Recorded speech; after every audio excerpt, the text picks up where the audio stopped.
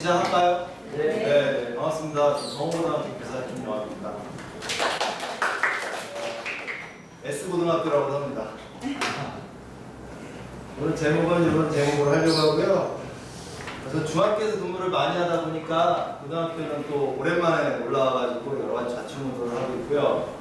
근데 중학교에서 가장 말썽을 피우는 학생들이 몇 학년이죠? 2학년.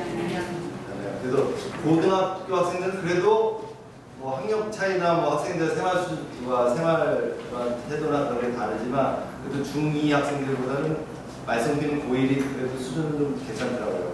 그런 생각을 해봤습니다. 그 중학교는 그리고 주로 활동 중심으로 많이 하잖아요. 뭐 배움 중심 수업이다 그렇게 해가지고 활동 중심으로 많이 하는데 고등학교 수업은 아무래도 가르칠 내용이 되든지 내용도 많고 내용의 수준이 높아서 그런 활동 중심으로 다 엮어가기에는 버거운 부분이 있어서 많은 고등학교 선생님들은 그렇게 강의 수업을 많이 하시고요. 그래서 그건 저도 중학교에 있다가 고등학교 오니까 그런 부분들이 좀 많이 고민이 되고 그래서 오늘은 사실 그냥 개인적인 학교에 와서 6개월 동안 지냈던 그런 사례를 말씀을 드릴 거고 이걸 통해서 조금 선생님들께서 같이 공감해 주실 수 있는 부분 좀 시사점이 있을까 하는 기대에서 왔습니다. 저는 재미있는 과학 수업 만들기 사이트를 운영하고 있고요. 그리고 지금 고1 과학도 만들어 놨습니다. 그래서 고등학교 선생님들 같은 경우도 우리 중학교 과학 내용이 되게 아이디어들이 괜찮은 게 있거든요. 이것도 고등학교에 써먹어도 되겠다. 그런 것들을 응용하실 수 있는 부분이 있으니까 시간 되실 때 우리 한번 사이트 들어오셔가지고 한번 구경하시고 좋은 정보 있으면 나눠주시고 하면 감사하겠습니다. 오늘 이야기는 두 가지 말씀드릴 건데요. 하나는 칭찬하기, 그 다음에 또 하나는 질문하기. 두 가지 말씀드릴게요. 여기가 올해 제가 3월 2일 날 학교 왔는데 네, 학교 되게 좋아요. 여기 인조잔디도 깔려 있고요. 네, 좋더라고요. 입학식 날 잠깐 아침에 나와가지고 사진을 찍어서 내가 이 학교에 또 옮겼으니까 좀 열심히 해봐야 되겠다. 그런 각오를 가지고 아침에 사진을 찍었습니다. S고등학교 학생들의 특징을 보니까 4가지로 요약이 되더라고요. 네. 아마 지금 여기 화성산 지역이 비평준화 지역이어가지고 이 인문계고등학교의 수준이 막 다르잖아요. 그래서 아마 지금 제가 말씀드리는 부분이 한 15분 말씀드리니까 공감되는 부분도 있고 근데 그냥 제가 그 키를 찾는다면 학교에도 틀림없이 학력 수준이 낮은 애들이 있을 거예요. 우수한 애들은 또 어떻게든 자기들도 학생이 대사하는데 조금 중하 이하의 학생들한테는 조금 저하고 공감되시는 부분이 있지 않나 하는 생각에서 그런 공감대를 찾아보겠습니다. 이런 학생들이 많았고요. 그 다음에 저희가 5월 달에 그래가지고 이런 행사도 했어요. 하도 자는 학생들이 많으니까 잠자는 교실을 어떻게 깨울까? 그런 걸로 해가지고 학생 대표단이 나와서 발표하고 교사 대표, 그 다음에 학부모 대표 나와가지고 이제 이런 행사를 했는데 교사들의 마음은 그렇습니다. 내가 정말 이렇게 잘 준비해가지고 수업을 하고 싶은데 막상 수업에 들어가면 학생들 자거나 자는 학생들이 이렇게 그리고 사람 애정머리 눈빛으로 깨우잖아요. 그런 거 막 욕하는 애들도 있고 막 이러고 뭐 화내고 막 그런 학생들이 있다 보니까 이건 무서워서 내가 못 깨우겠다 말이야. 막 그런 것들을 하소연할 거예요. 그때 행사 때. 그래도 난 잘 가르쳐주고 같이 해보자 하는 취지인데 학생들이 막 그렇게 함부로 하기도 하고 하니까 좌절감을 느끼기도 하고 교사를 하는 게 많아. 그런 부분이 어렵더라고요. 학생들은 굉장히 또 중요한 얘기를 했는데 이거였어요. 자유토론 시간에 어느 여학생이 고등학교 2학년 여학생 딱 일어나더니 저희 담임선생님은 학기 초부터 좀 굉장히 생활 태도도 아주 그런 학생들을 잘 이끌어서 굉장히 많이 변했다는 거예요. 그 아이가. 그러면서 선생님들한테 선생님 저희를 포기하지 마세요. 선생님 저희를 포기하지 마세요. 그 얘기를 하는데 제가 뜨끔하더라고요. 약간은 겉으로는 그러지 않지만 내가 얘는 어차피 안 되는 애. 계속 수업 시간에 엎드려 잠만 자는 애. 그렇기 때문에 그냥 얘는 오히려 자는 게 내 마음이 편해. 수업하기는. 그러고 있지 않았나. 내 마음속에는 한편으로 포기하고 있었던 마음이 있지 않았나 그런 생각을 해봤습니다. 이 얘기를 되게 반성을 많이 했어요. 그래서 어떻게 그러면 내가 이거를 아이들하고의 관계에 조금 뭔가 변화를 줄 수 있을까 해서 그냥 칭찬을 많이 하자.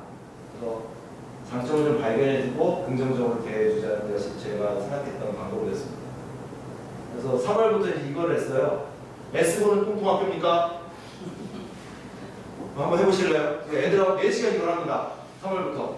자, 다 노란색이 학생들이 읽는 내용이에요. 한번 읽어보세요. 노란색. S고는 뚱뚱학교입니까? 아닙니다. 여러분 똥입니까? 아닙니다. 이게 웃기잖아요. 이런 거 무슨 수업 시간에 이런 걸 합니까? 근데 자존감 같은 게 되게 낮아요. 그리고 특히 학력 수준이 낮은 학생들은 그 성공 경험이 별로 없어서 스스로에 대해서 생각하고 특히 애들한테 그냥 편하게 얘기해. 야, S고 뚱뚱학교냐? 아, S고 어떤 학교로 뚱뚱학교인데요? 그런 생각들을 해요. 여기 온 애들이 저기다. 근데 잘 생각해보면 뚱뚱학교인 이유는 본인이 똥이기 때문에 그러니까 뚱뚱학교를 만드는 거는 학교 때문이 아니고 학생들이 똥이기 때문에 그런 거예요. 교사가 똥이기 때문에. 그리고 구성원 자체가 똥이면 뚱뚱학교가 되는 거잖아요. 그래서 조금 변해보자 그런 취지에서 한 달 내내 이거 재밌더라고 애들도 키키 때면서 애들 뚱뚱학교입니까? 네 뚱뚱학교입니다. 나중에 그렇게 장난하는 분들도 있고 근데 그냥 이렇게 했습니다. 어떤 방식으로 칭찬할까 생각하다가 이제 조금 잘된 학습지들을 계속 찍어나가기 시작했어요. 그리고 뭐 이런 학생들은 거의 빈칸으로 내는 경우가 많은데 학습지는 그냥 참고로 저는 매 시간 그냥 걷었습니다. 내가 하루에 1시간만 투자하면 내가 3시간 수업 정도 하잖아요. 3-4시간 하는데 1시간이면 내가 이런 식의 체크는 해줄 수 있다. 점수는 써줄 수 있다.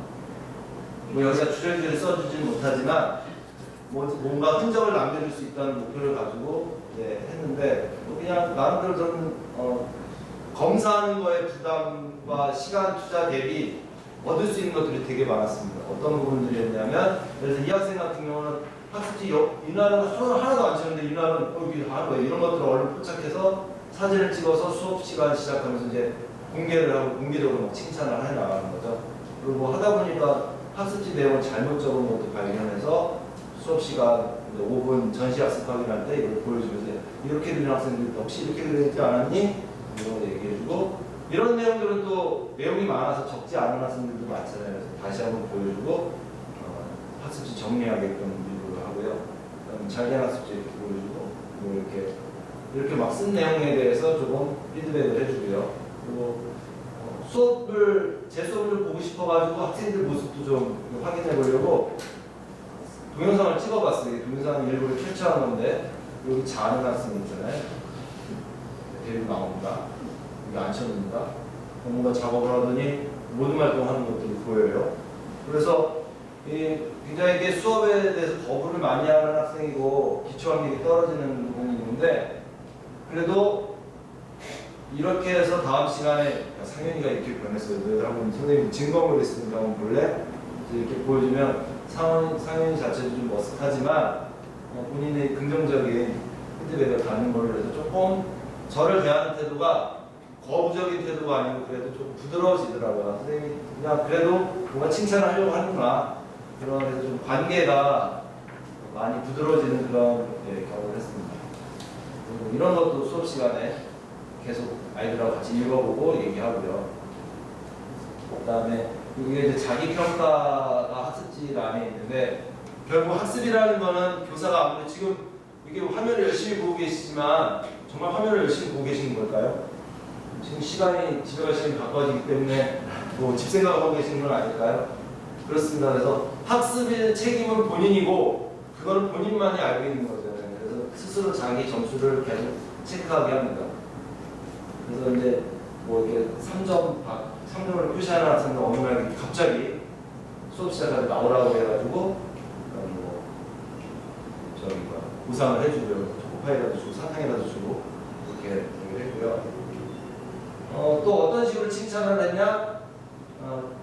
과학실 독대본 게시물들 많은데 그냥 갖다 떼내고 그 수업 시간에 했던 결과물들 중심으로 계속 상시로 바꿔나가는데 이게 되게 귀찮은 일일 수도 있거든요. 그래서 조금 이런 거 좋아하고 관계가 좋은 학생들을 이렇게 개인적으로 좀 친분을 쌓아가지고 이렇게 좀 같이 하자고 해서 이렇게 붙이고 하고 붙이고 떼고 또 결과물로 나오면 또 붙이고 그래서 뭐 이 학생 여기 걸려있는 학생들은 그래도 내 거가 여기 걸렸네 그럼 학생들한테 많이 홍보해서 와서 봐라 많이 그래서 뭐 이거 논술평가한 거 결과도 쫙 붙여서 왜 이 학생이 A를 받았는지에 대해서 다른 학생들 보게 하고요. 그래서 여기 뒤에 보면 이따가 보시면 되는데 전 제가 지난주에 동탄고 와서 놀랐습니다. 이게 동탄고 학생들 작품입니다. 이런 작품이 나옵니다. 이걸 요즘에 뭐라고 하죠? 완전 뭐 그런 이거 있던데 그다음에 이것도 반면에 이제 저희 학교 학생들 비슷한 얼굴이 비웃으시는데 그래서 제가 이거 보고 너무 감탄해서 내가 동탄고 와 내가 왜 여기 S고로 왜 갔지? 내가 동탄고 왔으면 애들하고 이거 하면 더 교사로서 내가 내가 이렇게 잘 가르치는구나 이걸 느낄 수 있을 텐데 그래서 이걸 보면서 집에 가서 좀 생각을 해봤어요. 그러면 S고 학생들을 정말 이게 좀 뭐랄까 나의 그런 부분에서 좀 소통할 수 있는 부분이고 정말 안 좋은 학생들인가. 근데 그냥 그 과정을 보면 이걸 만드는 학생들이 참 좋아했어요. 즐거워하고 되게 몰입하고 그런 과정이 좀 결과물을 보면 안 되지 않겠나. 결과로서 당연히 확인하는 게 차이가 나지만 그 과정을 교사와 학생이 서로 협력을 해가지고 뭔가 좋은 학습이 이루어지고 나름대로 의미 있고 즐겁다고 느낀다면 그것 또한 의미가 있지 않나 그런 생각을 해봤습니다. 이따 한번 보십시오. 그래서 저 빅뱅 수업하고서 내 인생에 정말 빅뱅이 있을까? 뭐 없었대요. 그럼 내 인생에 빅뱅 같은 특별한 시작점이 앞으로 어떤 게 있겠니? 물어보고요. 그다음에 여기 보면 내 인생에 빅뱅이 있었대요. 에스틸 만나가지고 과학 시간에 특별히 이런 걸 하면 당연히 다음 시간에 초코파이라도 하나 줘야 되겠죠? 그래가지고 이제 이렇게 긍정적인 교사도 학생들한테 긍정적인 피드백을 하고 학생들도 교사한테 긍정적인 피드백을 줄 때 그 관계라는 것이 굉장히 서로 이렇게 상승된다는 생각이 들더라고요. 그게 얼마나 잘 가르치냐의 문제는 아니고 얼마나 서로 공감해주고 아껴주는 그 관계가 교사로서도 만족감, 학생으로서도 학교 다니는 즐거움, 수업에 참여하는 즐거움을 느낀다는 생각을 했습니다. 그래서 4월 24일자 제 교사일기를 보면 교사가 할 수 있는 일은 학생들을 계속 관찰하고 그 모습을 계속 칭찬하는 것이다라는 생각을 그냥 제가 개인적으로 어디 이렇게 적어놓은 걸 들치다 보니까 이런 내용이 나오더라고요. 그러니까 뭔가 어려운 내용 잘 가르치고 그런 것도 중요하지만 많이 가르치려고 하지 말고 학생들의 모습을 관찰하고 그 속에서 뭔가 잘하는 거리들을 이런 걸 참 잘하는 걸 찾아내는 게 교사의 그런 능력이 아닌가 생각을 해봤습니다. 물질적인 보상을 많이 해주는 편인데요. 한 달에 한 3만 원 정도씩 쓰는데요. 물질적인 보상해주는 게 교육적일까요? 어떻게 생각하세요? 특히 고등학교 학생들한테 중학교 꼴 애들도 아니고 사탕 주로 좋아하나요? 학생들이? 좋아해요. 고등학교 학생들도 좋아하나요? 근데 이게 교육적으로 문제가 있다고 하잖아요. 물질적인 보상을 자꾸 주면 학생들이 사탕 많이 먹으면 이가 썩나요? 어떻게 어떠세요? 너무 자주 주면 그걸 바라고 그냥 그것만 바라고 그러니까 목적과 수단이 전도되는 맞아요. 그런 부분이 나왔습니다. 저도 그래서 되게 많이 주는데 그러면서도 조심스럽더라고요. 그래서 그냥 그러면서 이런 생각을 해봤어요. 학생 중에 그 주의력 결핍 학생들 있잖아요. 과잉 애들을 보면 이렇게 그런 책들을 읽어보니까 애들한테 칭찬을 많이 해주려는 거예요. 그리고 뭔가 잘했다는 그런 성공 경험을 가졌을 때 하는데 이 약을 먹으면 애들이 그 정신적으로 뇌가 되게 활성화된다고 하더라고요. 이게 다운시키는 약이 아니라 오히려 오버하게끔 하는 거 활성화시키는 약이어가지고 굉장히 활력을 갖게 해주고 정신이 또렷하게 해주는 그런 부분이더라고요. 그래서 ADHD 같은 경우가 아마 학교에도 보면 보이실 거예요. 그런 거 아닌가 하는 거 보이는데 그런 학생들을 보면서 조금 약을 먹이는 것보다 사실은 초코파이 하나 주는 게 좀 더 인간적이지 않나 그런 생각을 해봤습니다. 넘어갈까요? 제가 너무 오버했나? 네, 두 번째 내용은요. 떠들고 질문하기에 대한 겁니다.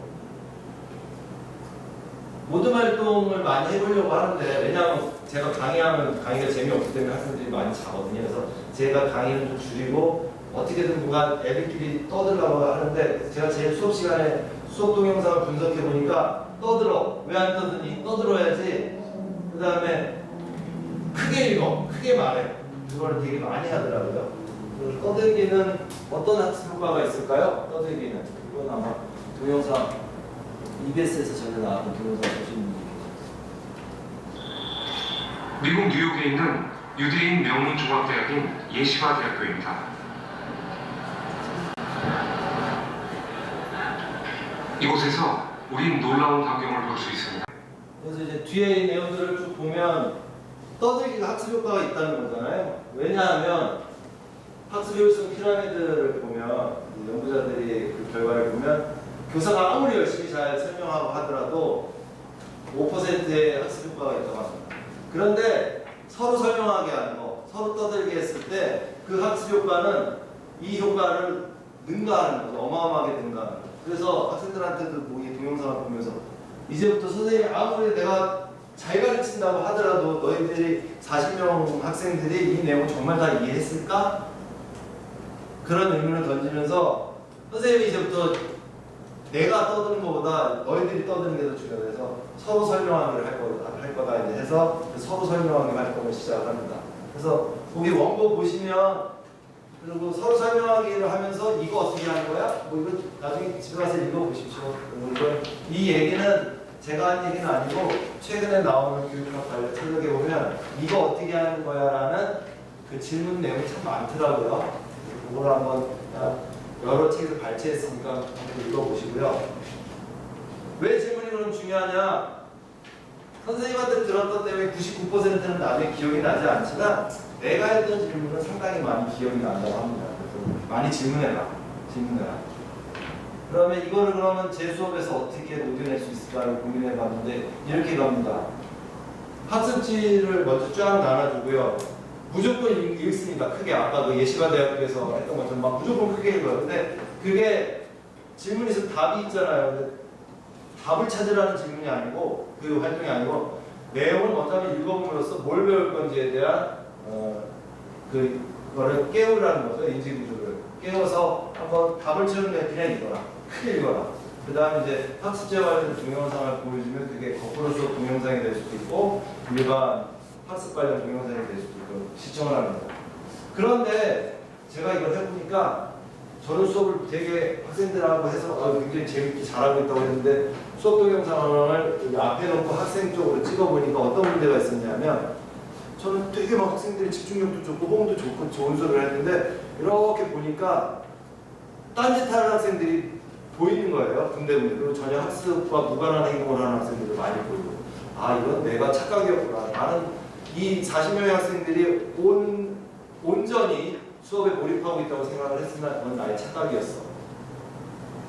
그래서 그 다음부터는 전략을 바꿉니다. 동영상을 틀어놓은 다음에 저는 동영상을 보지 않고요. 학생들을 이러고 봅니다. 이러고 계속 의도적으로 학생들을 보고 여기 사모들이 되게 계속 4명이 다 앉아서 열심히 본다는 거죠. 보상 점수를 줘서 이제 그 모든 활동을 시키는데 그러다 보니까 요게 저도 보고 학생들도 같이 보는 그거보다는 온전히 학생들을 관찰하는 걸로 교사는 관찰자 입장이 되니까 학생들도 부담이 되는 거잖아요. 자기를 계속 쳐다보고 있는 거예요, 교사가. 그러니까 그런 부분에서 조금 효과가 괜찮더라고요. 그래서 보상도 하고 그런 다음에 보고 난 다음에 모든 걸 학습지를 채우라고 하는데 이제 그때부터 이거 어떻게 하는 거야? 떠들어. 왜 안 떠드니? 그런 것들을 계속 의도적으로 반복하게 했습니다. 그래서 교사는 떠들어 왜 안 떠드니 이거 어떻게 하는가를 반발해라는 걸 강조하고 있고 제가 사실은 많이 가르치려고 하는 것보다는 그냥 아이들 내부에서 계속 떠들고 서로 설명하고 그런 것들이 어떻게 하면 좀 자연스럽게 될까 그런 걸 하나씩 동안 고민했던 시간이었습니다. 스스로한테도 한번 질문을 해봤는데 애들한테 질문을 많이 하라고 하잖아요. 그럼 정작 나한테 내 스스로한테도 질문을 해봤을까? 제가 전공은 생물이지만 물리 고등학교 그러니까 물리도 가르쳐야 되고 뭐 우주도 가르쳐야 되고 뭐 그런 상황이더라고요. 근데 정말 그 내용이 내가 재밌어서 가르치는 건가? 정말 나는 배움에 대한 열정이 있나? 열정이 없으면 저도 사실 학생들하고 수업하는 게 재미가 없더라고요. 내 스스로 막 열정이 나와야지 이거 너무 재밌는 것 같아. 이렇게 배우면 이렇게 되는구나. 탈출 속도를 얘기할 때 물리 전공하시는 분들 계시지만 탈출 속도가 이래서 의미가 있는 거야. 그래 이렇게 되고 뭐 이렇게 있는데 인공위성이 그래서 돌 수 있는 거고 그거를 그 속도를 벗어나야지 나갈 수 있는 거 그런 것들에 대한 거를 내 나름대로 배우고 그것이 재밌다고 느꼈을 때 학생들한테 그게 묻어난다는 거예요. 한번 저도 뭐 가끔씩은 매일은 아니지만 나는 정말 어떤 과학교사가 되고 싶은가 그런 고민들을 해보긴 합니다. 오늘 또 집에 가셔서 시간 나시면 같이 고민에 동참하시면 좋겠습니다. 제가 드릴 말씀 다 끝났습니다.